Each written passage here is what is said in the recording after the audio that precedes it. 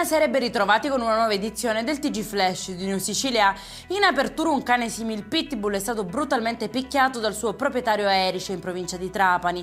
La scena ripresa da una telecamera di sorveglianza mostra l'uomo colpire l'animale con calci e pugni senza alcuna ragione apparente. Sul posto sono intervenuti la polizia di Stato e veterinari dell'ASL che hanno sequestrato il cane e avviato le cure. L'OIPA Sporto denuncia e chiede una pena esemplare per l'aggressore.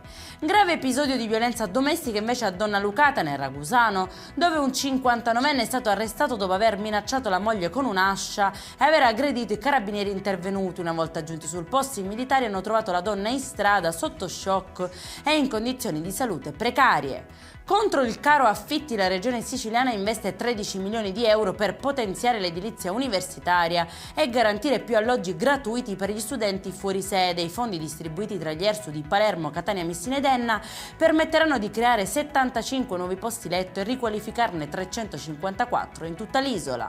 Papa Leone XIV ha origini siciliane, il nonno paterno era nato infatti a Milazzo. A smentire la versione che lo voleva di origini piemontesi è stata una ricerca genealogica basata su documenti ufficiali che conferma le radici messinesi. Dopo l'emigrazione negli Stati Uniti il nonno cambiò l'identità adottando un nuovo cognome. L'errore sull'origine è nato probabilmente da una trascrizione sbagliata di un nome italiano in contesto americano. E in chiusura il meteo per la giornata di domani, nessuna allerta comunicata dalla protezione civile regionale. Non si escludono però probabili piogge su gran parte dell'isola. Per questa edizione è tutto, prossimo appuntamento domani alle 13:30. Buona serata.